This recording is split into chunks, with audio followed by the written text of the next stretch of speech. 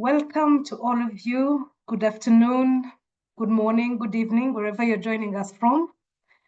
And thank you so very much for joining us today as we launch the research on practical approaches to localization, a research that Alert and our partner Mubadaron have conducted on localization in peace building in Kenya, Rwanda, Lebanon, and Syria. This research was funded by the Swedish Postcode Lottery Foundation, to which we are very grateful.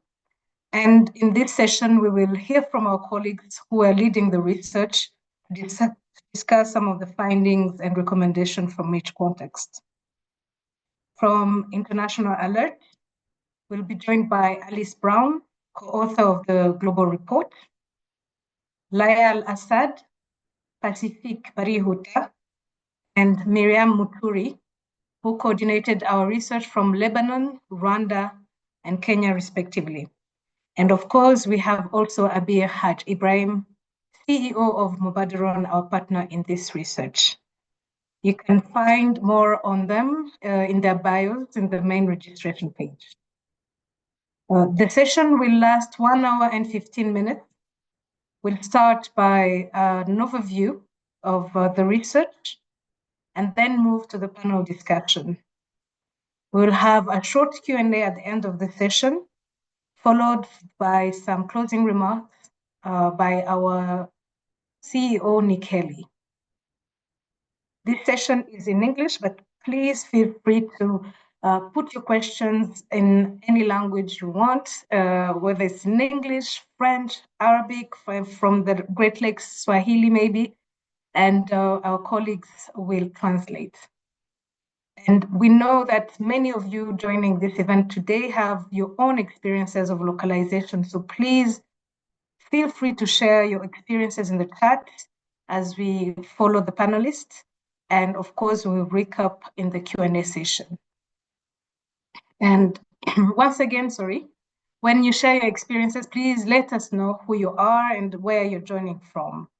And maybe as you also join us, you can put your location next to your name in the contact list. So without further ado, I will go on and pass the floor to Alice, who will give us a brief introduction to the project and the research process. Alice, thank you very much. Over to you. Yeah. Thank you, Ariane. So, since September 2023, International Alert and our partner Mubadaron have been conducting research into what local peace actors want from localization and what barriers need to be overcome. And we're really pleased to share some of the findings of that work today. We're grateful to the Swedish Postcode Lottery Foundation for funding the research, the idea for which grew from conversations that we've had over the years with colleagues in local partner organizations about the way in which current approaches to localization often weren't meeting their needs. At Alert, we've been going through our own process to improve how we partner and engage with issues of power and ownership. And we could see that what was wanted and needed by local organizations differed in different places. We therefore decided to take a more in-depth look at contexts where the localization debate felt particularly live. The research was led by Alert's teams in Rwanda, Kenya, and Lebanon, and our partner Mubadaron in Syria. The research methodology differed across contexts, as it was determined by the teams themselves. But in all 4 contexts, it involved qualitative research that focused on discussions with different local, national, and international actors. In Lebanon, we also conducted a survey as a means of reaching more organizations.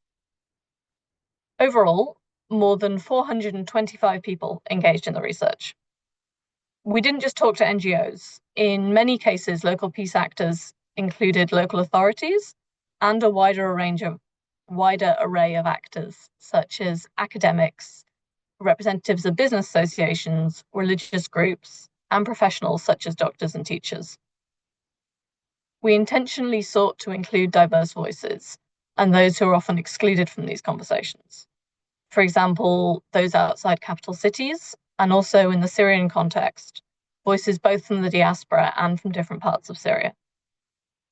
48% of research participants are women, and participants also included representatives of those with disabilities and other marginalized groups. Before I move on to discussing our findings, let me briefly put them in context.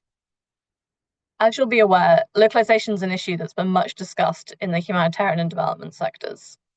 And in the peacebuilding space, there have been discussions of localization in the academic literature back to the 1990s. But this often hasn't translated into practical changes. Moreover, as we found in the research, there's often confusion about what localization actually is. Although there's a lot of support for it, we found a lot of diversity of opinion between and within contexts on what localization should involve, as well as a disconnect between aspirations at a local level for broad systemic transformation and often a more technocratic approach at an international level. This confusion risks creating tensions between partners who are talking at cross purposes.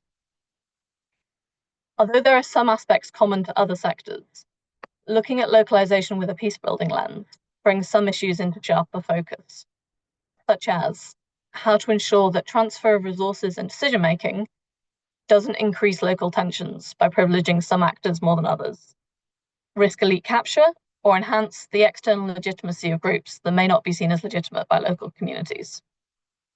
We also need to consider the extent to which localization is inclusive of marginalized groups and considers the interests and roles of local actors in conflict and peace, including those who may monopolize or derail localization efforts. We need to think about the differing role and legitimacy of the state as an actor in localization in different contexts, as well as how localization in peacebuilding can be achieved in an active conflict, with all the safety concerns and logistical challenges that brings for local actors. Across the research context, we saw a great deal of diversity. However, we were able to draw together some commonalities. We've framed these around three elements of localization in peacebuilding. The first element is building trust and legitimacy. Trust between local and international actors and between diverse local actors is an essential part of localization in the peacebuilding sector. And our research shows that this is clearly lacking at present, especially when working across conflict lines. In Lebanon, for example, lack of trust was one of the most frequently identified barriers to localization by respondents to our survey, and this came up repeatedly across the research, especially in relation to local and international actors. Moreover, in many contexts, actors who are trusted by their communities and seen as legitimate may not be those with whom international actors are engaging. For example, the extent to which government authorities are seen as legitimate and trusted local actors varied considerably across the four contexts. The second element we identified was transforming power relations. We need to recognize, address, and challenge the power imbalances in our systems and structures. International organizations must shift decision-making and program design power to local experts, as well as making funds available for long-term flexible partnerships. Many research respondents complained about the international organizations dominating decision-making, pushing external agendas, or imposing an overly heavy burden of reporting and compliance. The third element was recognizing and building local capacities for peace. By long-term investment in the training, resources, and systems that local actors themselves identify, international organizations can help to facilitate and grow spaces for local peace builders to design solutions that are genuinely locally owned, context-specific, and sustainable. Moreover, international organizations also need to learn from experience, knowledge, and skills of local peace builders, recognizing their expertise. Learning and development capacities should be an exchange and not a one-way process. I should also emphasize that funding for capacity development needs to allow local organizations to develop sustainably, but needs to include core costs such as staff and systems development, recognizing that in peacebuilding projects, staff costs are often a higher proportion of costs than humanitarian or development projects because of the nature of our activities. Underpinning all of these three elements is the foundation of conflict sensitivity. Taking a conflict-sensitive approach to localization and supporting locally led peacebuilding efforts is fundamental. We need to reduce the risks of playing into local power dynamics, as well as identifying opportunities to strengthen inclusive and participatory locally led peacebuilding efforts that are adapted to the local context. In terms of practical steps, this might include local conflict analyses, that engage diverse perspectives and include actor mapping, systems for participatory conflict monitoring, and also working with local peace builders to assess the risks that they face and how international organisations can support to mitigate them. Thank you. I will pass back to you, Ariane. Thank you very much, Alice, for that brief introduction, but very helpful to the discussions that will follow. Now we will go to the panel discussions, and to help us set the scene, I will invite each speaker to lay out some of the key issues and dynamics within the context of localization and peace building in terms of contextual barriers, enablers, issues of terminology, understanding of localization, key interests, drivers, key actors, and in a brief moment, just to give us a picture of each country. Miriam, can you hear me? And would you please take the floor? Thank you, Ariane. Given the context of Kenya, one of the key contextual issues around localization in peace building is the issue of terminology as well as conceptualization on what localization is. So the term local is often interpreted differently, which often cause fragmentation in the localization efforts. And when we're looking at international organizations, they often equate local with national, thus prioritizing state-centric approaches that tend to strengthen the elites, but also in the same process, they sideline the grassroots voices. And this is often evident in Kenya, where in regions that are facing conflict, the government tends to focus on securitization of the peace building process rather than empowering their local communities. Also, when looking at localization peace building efforts, these efforts are often manipulated, and especially for political agendas, where there is ethically charged environment, but often the grassroots or the local peace builders are not able to effectively address the key issues or the root causes of these conflicts. And other times, traditional norms as well as the cultural beliefs that different people hold within these contexts sometimes hinder inclusivity, and often the patriarchal attitudes that people hold within the communities tend to marginalize the women and youth, who are often regarded as their opinions are not taken account of. But also looking at the funding relationships and between the international actors as well as the local actors, often donor priorities are not aligned to the local realities. I'll give an example of where workshops tend to be conducted in cities or centers, big centers where the communities have no access, or in hotels, and often they prioritize external agendas which are not, which then leave out the grassroots needs being unmet. And other times, as Alice indicated earlier, the local actors often face the processes of due diligence, where they are met with compliance needs or demands from the international donors. And often these tend to be Western-centric, and these local actors tend to lack the capacity to meet these needs. But also, there is an emphasis on shifting the decision-making power to the local actors to ensure that all the interventions or peace-building processes are relevant and sustainable within this context. And I'll give an example of the Wajir Peace Development Committee, which was very critical in resolving clan conflict, where they engaged the women and used them. They played a central role based on the traditional roles they play within the community to resolve and renegotiate the ceasefires. Another key example is the Mabonga Peace Accord in Bungoma County, where different indigenous approaches were used to reconcile conflicting groups, fostering a long-term peace process. Thank you, and over to you, Ariane. Thank you very much, Miriam, for being brief, but with a lot of interesting information, and I'm very sure there'll be some follow-up questions. But for now, I speak over to you. How is it going in Rwanda?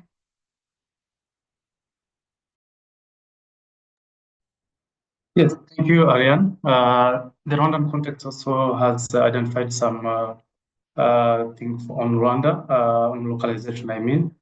Discussions on this topic in Rwanda have been going in the last decade, attracting various actors, including local communities, local and central government, local NGOs, and faith-based organizations, as well as international actors. So it is widely recognized that localization in Rwanda is shaped by local traditions and cultures through what we call homegrown peace building and development initiatives and practices. And these we can cite, for example, traditional justice, gacaca, mediators, abunzi, community gathering like inteko z'abaturage, community works muganda, national dialogue, mushyikirano, and so many others. So these traditional practices were restored to address consequences of the 1994 genocide against the Tutsi in Rwanda, and are seen as legitimate, effective, and culturally relevant, and are led by community volunteers and jointly owned by the government, which oversees them.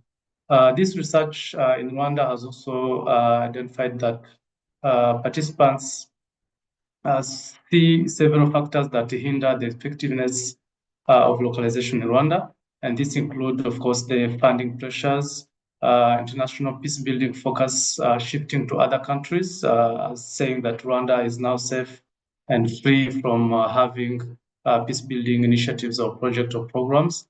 There is also lack of alignment between priorities of international NGOs and local organizations, and also limited institutional capacity at local level.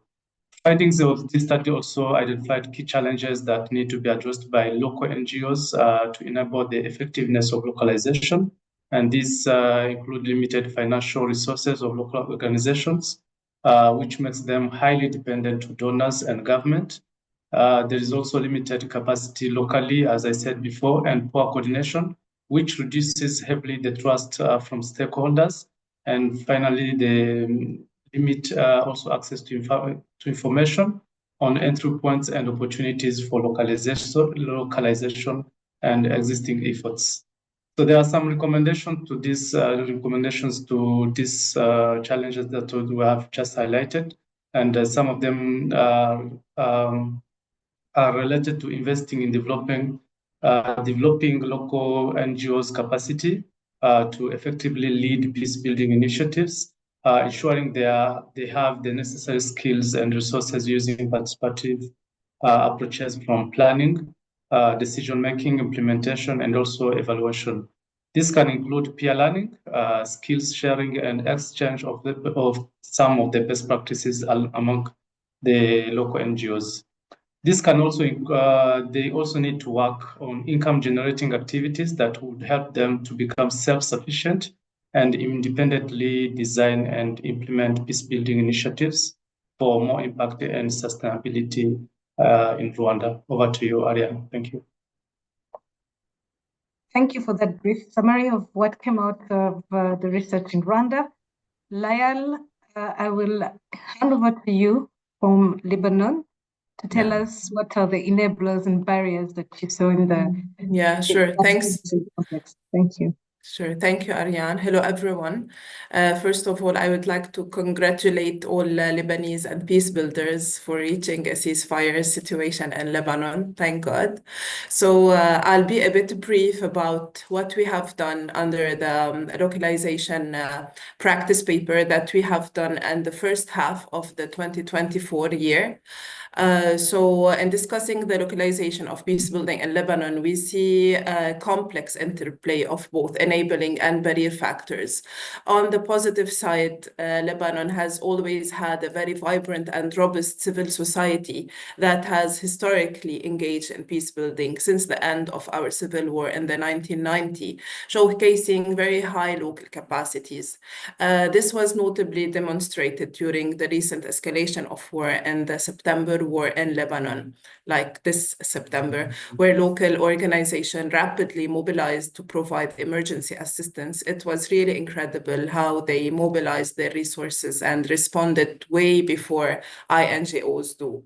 However, there are still many challenges to overcome. A notable issue that is the focus on humanitarian needs rather than peace efforts. The localization discourse in Lebanon is often dominated by development actors, which dilute somehow the emphasis on peace building work. Also, this is combined with a general kind of mental fatigue among different local actors who are always overwhelmed by the overlapping crises, economic, political, continuous security threats, and limited funding prospects for peace building in the country. This makes a sustainable kind of peace building work really tough on us. There is always a perception that many approaches to peace building are predominantly Western and not always very well adapted to our local context. Nonetheless, we're seeing exciting development in partnerships with national NGOs, increasingly taking the lead in collaboration with international organizations. There are many great examples of shifting power dynamic here, where we see national entities leading on partnership and sometimes leading on big consortia. Ultimately, the commitment of local and national NGOs to social stability and their active participation in coordination mechanism is very crucial for the success of these efforts. And that was clearly reflected in our survey, in our practice paper, where 2/3 of our respondents said that they observed positive changes towards localization in Beirut, Mount Lebanon, and North. And that was due to their high exposure to coordination meetings and to events. So here again comes the importance of coordination and sharing trends and designing tailored approaches together. This dynamic landscape highlights the importance of very context-specific strategies in order to advance localization and fostering peace-building efforts in Lebanon. I hope I was brief, Arya. Yes, you were. You respected the time that was provided. Abir, I think yes, you can take the floor now from Syria.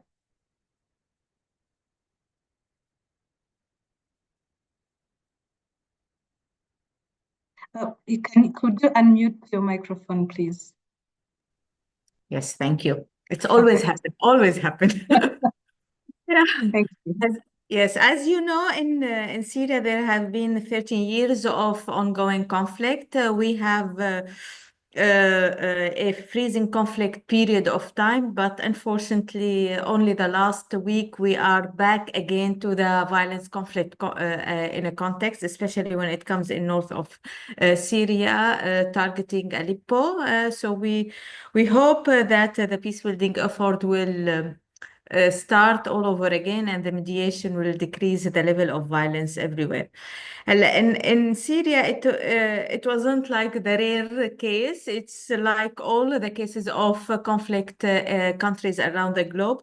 We have the fragmentation and which happened in each conflict. The trust building process was very hard at the beginning. We have a huge demand of people are asking for inclusion, justice, dignity. So the core values inside the communities were broken in a way that we could not like even start a peace building in any time. The surprising, which all of the community bring to you, and especially when you work in a local context, that we have 7 million people who left out of Syria, but we have still remain 21 million people inside. If you listen to the international media and the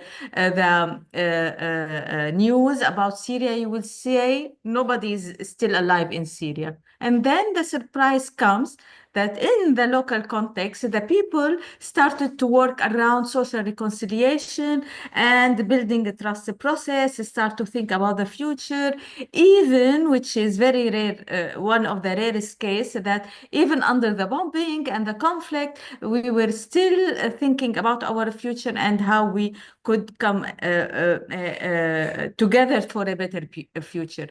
In the international level, actually more of the international at the beginning, they helped us to fight against each other more than to speak with each other. Then they shifted this approach to start the dialogue. But if you ask them what we should do in Syria, they will say, we don't know. We will only open the Geneva talks and the mediation will go on. So you see that in international, they were looking what they should do and who they should support. And in the level, on the local level, the reconciliation is already started. So we were not waiting for the international to intervene. We wanted to have a kind of less killing and violence inside the local community. And this is why the localization is a high important issue in the Syrian context. Listening to the news, comparing with the reality, you will see that the people inside their community, they want to solve their disputes and they want to rebuild their trust, especially when it comes to the diverse communities. In the international level, when they go beyond the track one and they want to shift to localization, you will hear that there is a different framework in each country for localization. And here where we came together with Aller to say, look, localization does mean this for these countries. And this is how we could support. We need to have the better support for local community to be able not only to have a resilience and not also to adapt because they are living in a conflict time, but to transfer the conflict.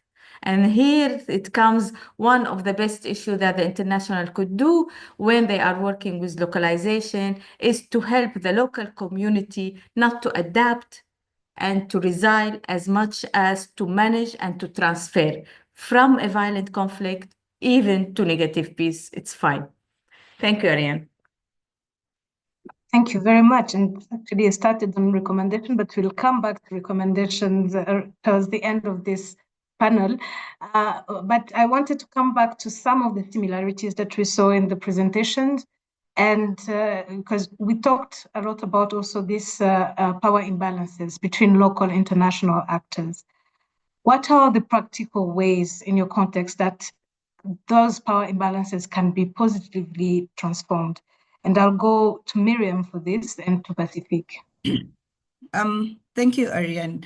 And alluding to the key barriers that I had mentioned earlier, one of the key ways to transform the power imbalances between the local and the international actors is to ensure that there is meaningful participation and inclusion within these processes. And this is whereby we shift the power and the decision-making to local actors at the community level. And by doing this, then we are recognizing that they possess intimate knowledge about their contacts, their needs, as well as the capacities that they have to address key issues in their context. But also, we have to be aware of the fact that meaningful participation should not be tokenistic, where we don't merely just consult the communities, but this consultative engagement of the communities should be transformative and should be diverse to ensure that different voices and different interests from the communities are passed across and are at the key root causes of conflicts are addressed.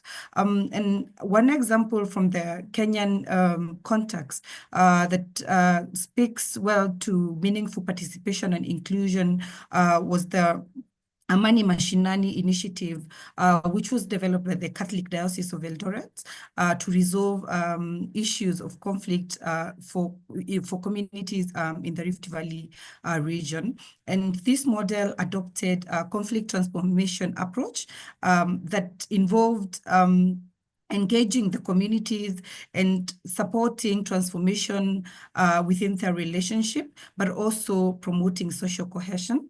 And with this initiative, they leaned on using religious and cultural practices such as joint prayers, shaking hands, as well as sharing a meal, which is a symbol, or it's regarded as a symbol of unity and forgiveness.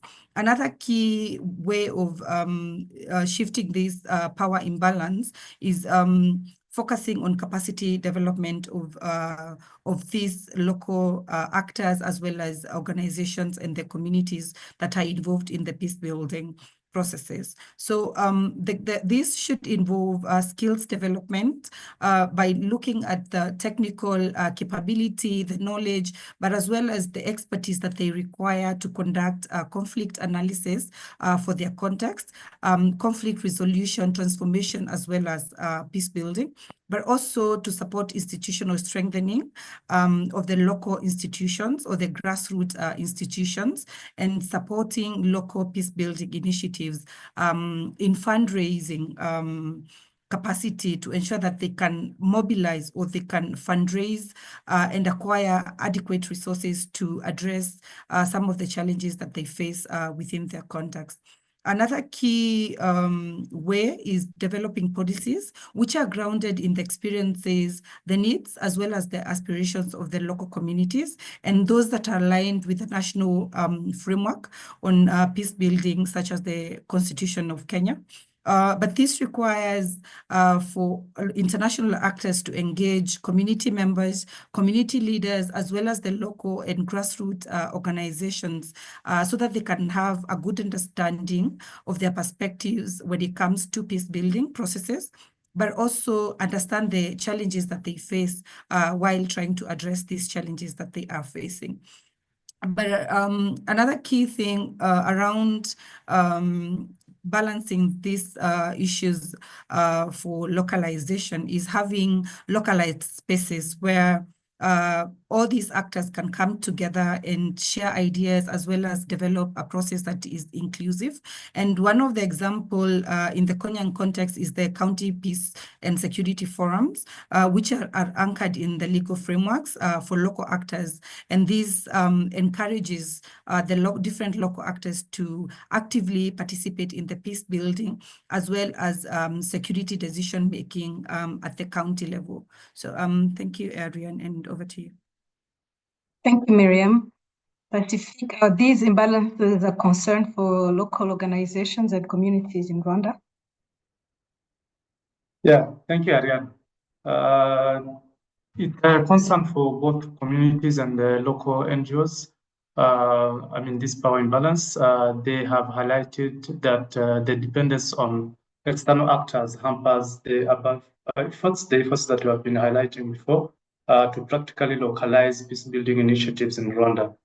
For example, someone interviewed from the community-based leadership expressed that localization in Rwanda cannot be fully implemented when our civil society organizations and local NGOs still depend much on donors and international organizations, thus showing a need for the government and other actors, especially the local actors, through their institutions, to internally finance and build capacities necessary for our CSOs and local NGOs to design peace-building interventions that are aligned with local realities, citizens' needs and priorities, as these are leading factors for localization.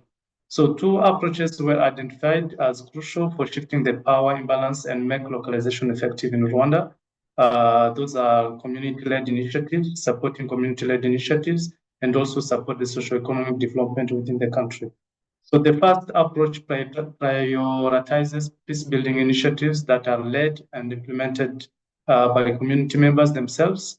It also involves empowering local leaders, some structures like elders structures, women's group, youth associations to take ownership of peace-building efforts, tailoring interventions to the specific needs and priorities of each community. So the second approach of prioritizing socioeconomic development suggests that peace building is seen through the lens of socioeconomic development, recognizing that there is interconnectedness between peace, stability, and prosperity. So they also prioritize initiatives that address poverty, unemployment, and inequalities, providing opportunities for economic empowerment, education, and skills training within their communities. So according to research participants, localization requires involvement of and constructive collaboration among different stakeholders. They also emphasize the importance of participatory approaches that respect their autonomy and local knowledge, fostering sustainable peace from the ground up. So we could say, to sum up, that local communities in Rwanda view the localization of peace building as an opportunity to draw up from their own strengths, resources, and cultural traditions to address the root causes of conflict and build a more peaceful and resilient society. They emphasize the importance of participatory approaches that respect their autonomy and local knowledge, fostering sustainable peace from the ground up. Thank you, Ariane. Over to you. Thank you very much, Pacific and Miriam. There are some concepts that we always come back to, participatory, inclusiveness, but mainly trust and legitimacy. Layal and Abir, how do you see the issues of trust and legitimacy impact localization and peace-building dynamics in your context? And how can these challenges be overcome? Layal, you first. Thank you. Sure. Sorry, I have some. Am I still connected? Okay. Sorry for the technical. Let me switch to my 3G. This brings us back to legitimacy and trust in the government and these topics.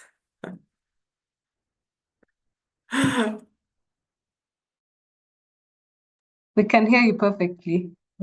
Oh, now you're frozen. Okay, can you hear me? Yes, perfectly, yes. Okay, so I'll try to be also brief. So in the context of Lebanon, the issues of trust and legitimacy is definitely a big topic that worries us all, and it definitely impacts a lot the localization and the peace-building dynamics.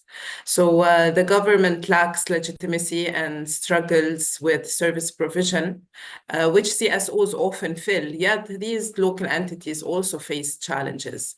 While municipalities generally enjoy somehow a higher trust level, recent delays in local elections and the varied perception of municipal council create somehow an uncertainty also about their legitimacy. Sorry again. So it's been like 3 years that the municipal election has been postponed. So it is also creating somehow some uncertainty about the legitimacy of the municipalities. Additionally, communities often view peace-building approaches as Western, especially after the latest incidents and the latest violence that you are witnessing in the region, compounded by a growing distrust of international donors following the Gaza war. Local CSOs, though they are more accepted due to their community root structures, they face also their own issues like corruption, lack of accountability. They rely a lot on youth, some inexperienced volunteers, and this leads to inconsistencies in service delivery and in decision-making. To tackle these challenges, it is crucial for donors to provide more substantial funding accompanied by some technical assistance, allowing local organizations to structure their own budgets effectively, including for capacity building efforts. One major issue is the lack of financial resources, as many local NGOs struggle to secure sufficient funding due to donors often placing a certain ceiling on budget allocations for human resources and not adequately covering overhead costs, and sometimes using the reimbursement modality, for example. This constrains their ability to retain their trained and experienced staff and develop sustainable system and enhance their accountability mechanisms. So some positive steps could be done here. Could involve like lower co-financing requirement by locally led projects and more consultation with local actors during the project design in order to ensure that localization is by design and not by default. We have a section in our practice paper on localization by design and by default and the differences, and to make sure that priorities are really realistic for those locals. NGOs are also need to adopt to these principles and act as liaison between local CSOs and donors, and to foster capacity strengthening and improve accountability. There is a need for strategic partnership, for technical backstopping, and some flexible funds for action in order to reach that positive change. It is also important to identify support needs for the integration of humanitarian development and peace nexus approach in order to equip local and national NGOs with the skills and approaches, especially that the requests by donors are increasing on the requests are daily increasing also. And it is also very important for us to engage as peace-building organization in the process of monitoring progress on the localization agenda. And we have a lot of very good progress and very good examples of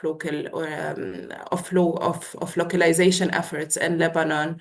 And we have our colleagues also attending with us from the LHDF. We have a localization task force. So it's been active for the last few years, and the progress is there, but we want to push to have more peace-building actors also being part of those discussions and monitoring the process of localization agenda. Thank you very much, Lael. Abir, the same question goes to you also. How is the issues of trust and legitimacy important in the localization context? But I also want your views also to what Lael just said about the importance of capacity development for local peace-building organizations. Yes. Yes, in Syria we have this lack of trust in international level. And it's you know that there is even there is no a clear positioning among the international around Syria. We have only the resolution 2254. We are always working around it. So there's a huge lack of trust in international level, and this shifts the responsibility for the local actors to react and find solutions and options. And trusting the grassroots organization and local reconciliation initiatives has become like the cornerstone of peace building in the absence of the state legitimacy, in the absence of the international agreement, the peace talks, all the Geneva talks is under blockage. So what we were trying to face these challenges by doing a value-based collaboration, and the value-based collaboration needs to strengthen trust by putting more effort on interventions on shared principles like inclusion, justice, equal opportunities, raising voices of the youth and the women. And here I think that in the Syrian context, we have this the Syrian civil society rooms, which shifted the dialogue between the community themselves and the international, where we have built a transparent partnerships between the community and the local actors and the international. There were a very good platforms that they were opened for the Syrian civil society to engage to raise voices. And here I say it's not only voices, it's actions. So we come together with the international to design a strategy how they want to intervene on a local level, and where we put the context analysis as one of the main tool where both sides could elaborate furthermore on how the localization could be done inside.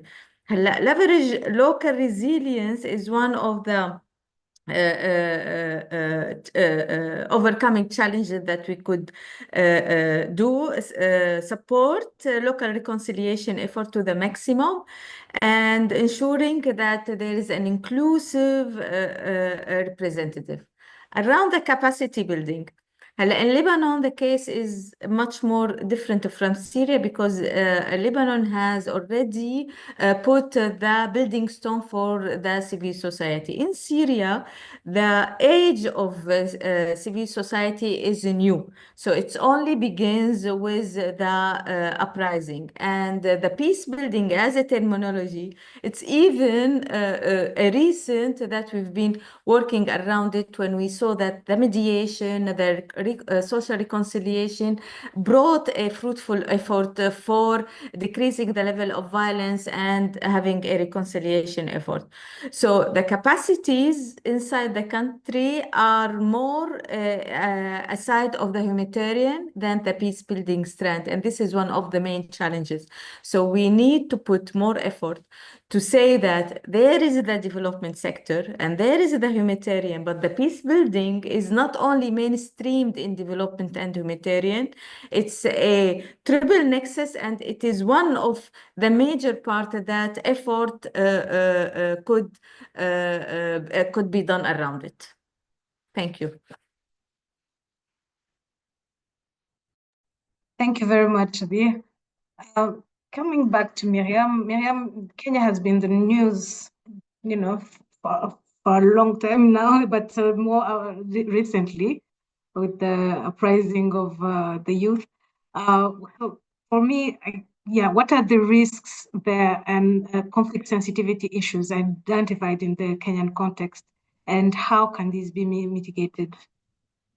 Thank you, Ariane. And looking at some of the risks within our context, one of the key risks, as I had mentioned earlier, is lack of the requisite capacity for local actors to engage in all phases of peace-building process planning and implementation. And often this lack of capacity undermines local ownership.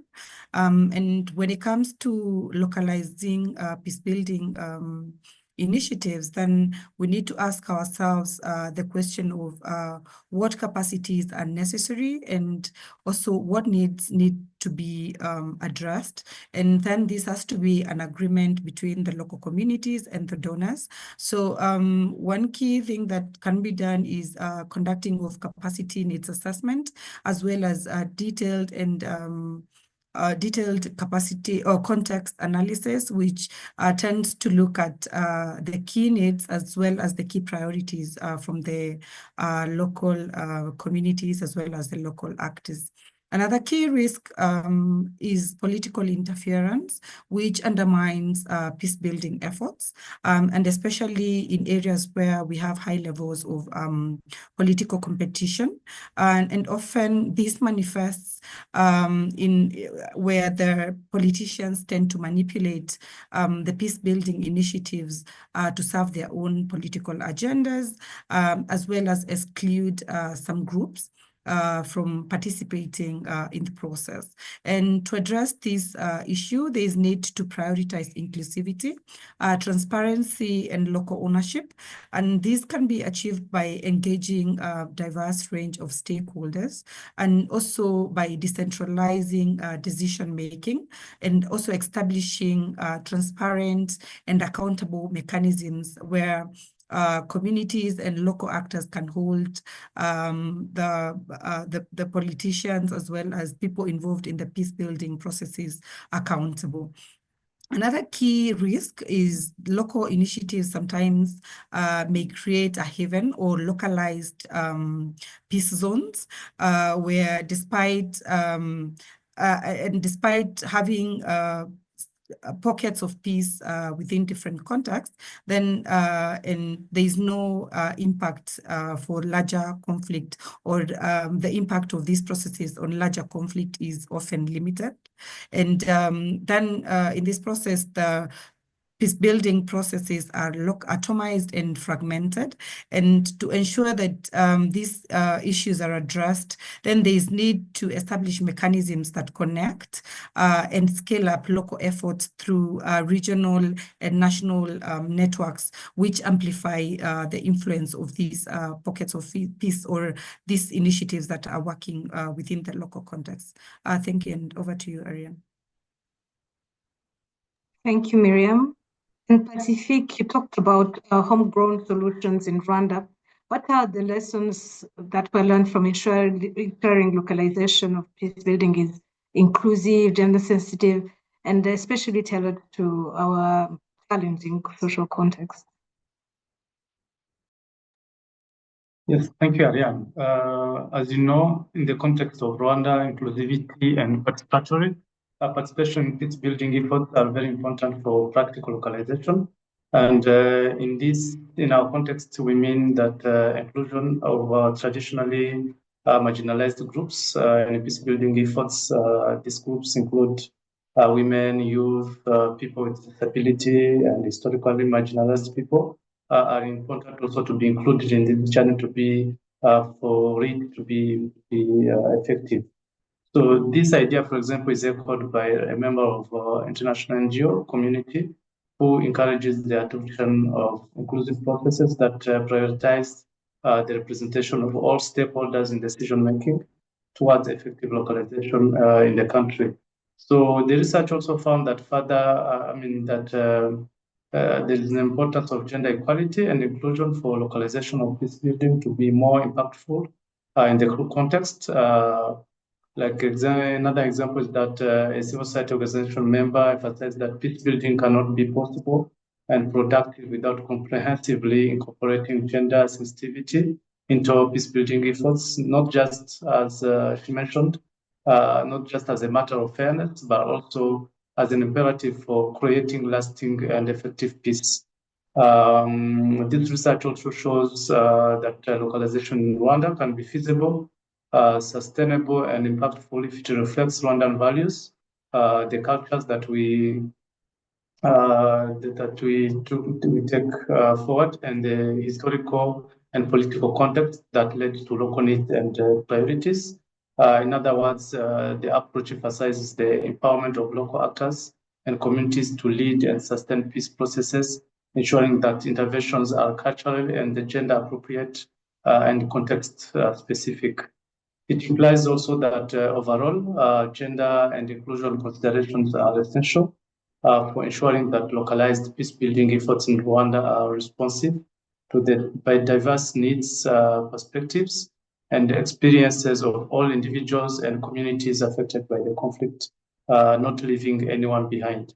So by prioritizing, for example, women's participation, addressing intersecting forms of discrimination, and promoting inclusive approaches, localization initiatives can contribute to building a more just, equitable, and sustainable peace in Rwanda.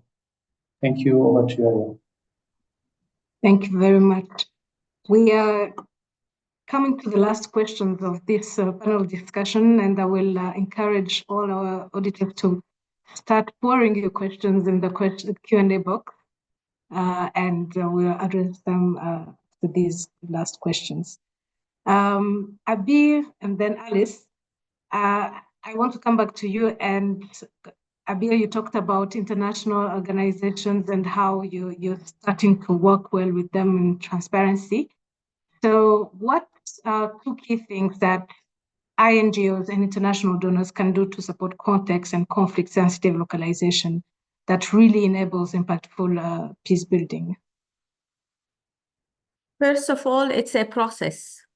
So peace building as itself, it's not a development, it's a process, and it's not an output. It should be never be used as an exit strategy. And this is one of the codes that we have found it in the research. Localization is not an exit strategy for international. It's only the beginning to continue empowering local actors to sustain their effort when international effort are like freezed somehow, and ensure connection between local communities and national and international level.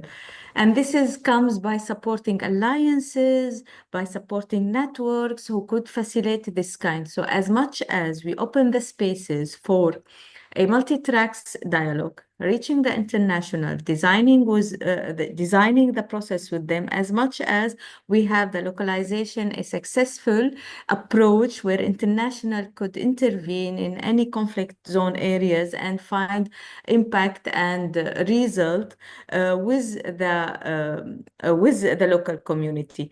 And we need also to invest in ethical and transparent partnerships. We need to invest in that. I know that building trust, it might take time, and it will, especially when it comes in the community, but at least between the local communities and the international, we could build partnerships and amplify local voices while ensuring equitable power dynamics.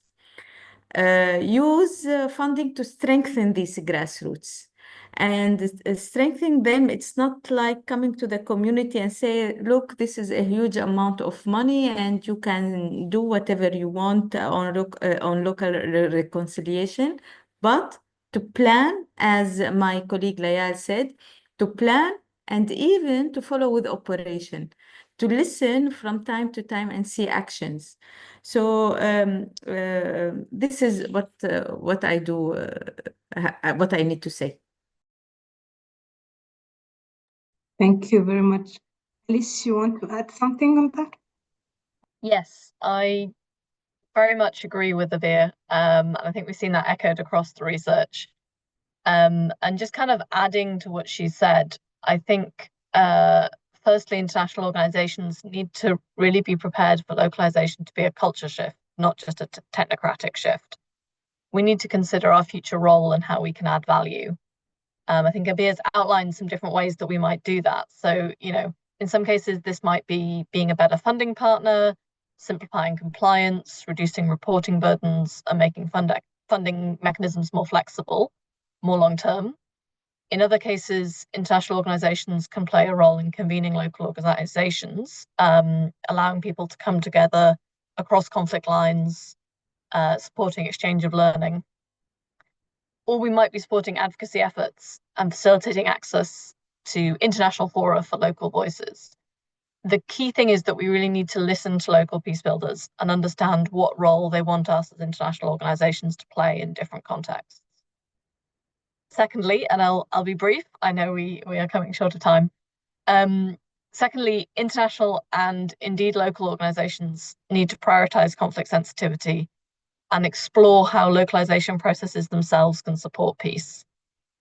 This includes conducting regular conflict analyses and ensuring that they inform program design and foster flexibility, adaptation, and also learning. And also include considering and planning for the risks of operating in a conflict context, including the roles of actors with an interest in co-opting or derailing localization and locally led peacebuilding efforts. Finally, we need to be self-aware and accountable in how we're conducting localization processes. We should be conducting gender-sensitive and conflict-sensitive reviews of ongoing localization processes and regularly reflecting with our partners on how we can improve them. Thank you very much. We've come to the end of our panel discussion, and I thank you all to have really respected the time. We have 15 minutes for the Q&A, and I will invite Ruth, who is also the co-author of the global report, to come in and tell us if we have some questions in the chat or in the Q&A box, or some experience shared. Thanks so much, Ariane, and thanks to all the colleagues on the panel for the rich discussion so far. So we've had a few questions in the Q&A box. Partially, I think the last interventions from Abir and Alice might have responded to some of the questions related to addressing trust building between donor and local organizations, and also what is the role of international actors like International Alert, and what role do we play in ensuring that localization thrives when programs prioritize local ownership, cultural sensitivity, and sustainability. So I might put the question then to Miriam. From your experience, how can organizations like International Alert ensure that we're supporting building trust between international and local organizations, and ensuring that we're supporting local ownership that's culturally sensitive and sustainable? Okay, thank you, Ruth. And looking at trust building, and as I had mentioned earlier, one of the ways to ensure that there is no power imbalances and trust is improved is ensuring that there is meaningful participation and inclusivity in these processes. And for inclusivity to happen, then engagement of local actors or communities has to be, there has to be consistent engagement where you have to have a good understanding of their needs and their priorities, so that once you're designing initiatives that respond to these needs and the priorities that arise, then these initiatives are well aligned to their needs and priorities, which improves even local ownership among the local actors. But also, I had mentioned earlier around having accountability mechanisms and also establishing mechanisms that are transparent, where people can give feedback and address or sit down together and discuss issues that they would like to see addressed. And in this process, where there is meaningful participation as well as consistent community engagement, then the trust between the local and international actors is often improved. Thank you, Ruth. Over to you. Thanks a lot, Miriam. So my next question that I can see comes from Georges Saleh, and it's asking a question related to localized mental health and psychosocial support programs. One aspect of the question relates to how can these effectively be measured, and the other is how can such initiatives serve as a model for broader peace-building frameworks in conflict-affected areas. So I thought I'd put this question first to Pacifique and then to Leah, who I know have been working around MHPSS and peace-building in that context. Yeah, thank you, Ruth, and thank you, George, for this question. First of all, as we said, the approaches of localizing mental health and psychosocial support are difficult to measure, and some people fail scientifically to measure it. And I'll say that based on our experience, we have conducted a piece of mind research recently, 2 years ago, and we could say that some indicators of measuring the impact of these interventions include the level or measuring the level of post-trauma stress disorder. We can also measure the trust of communities among them that have been in conflict. There is also a possibility of measuring the level of involvement or in selfless activities that involve different stakeholders or communities that are affected that were previously in conflict. And lastly, I can also tackle the issue of joint economic activities, whereby the communities undertake some activities that are economic and that build their trust. So the impact, when I take our experience in different projects, especially the project that is involving the USAID that we call Tufatanye Urumuri, that bring together all the people who have been affected by the genocide against the Tutsi. We say that it has been positive in the sense that all these indicators have been measured, and the level, for example, of post-trauma stress disorder has reduced compared to when we started the project. And good enough, again, we can also take another example of where we are now trying to regionalize these approaches, whereby we bring in the trauma issues into our Mpaka Shambale project that we implement within the region. Before it was with only cross-border trade, but now we are now involving some trauma activities or some activities that are trying to reconcile some local communities, especially in the border areas. So I can say that the impact, if we involved local communities and we make them responsible for different approaches that help them to recover from the past trauma, the approaches yield important or significant results. Thank you. Thanks, Pacifique. Leah? Yeah, thank you, Ruth. Thanks for the question. I believe George is from the Lebanese context also, so I'll speak about Lebanon.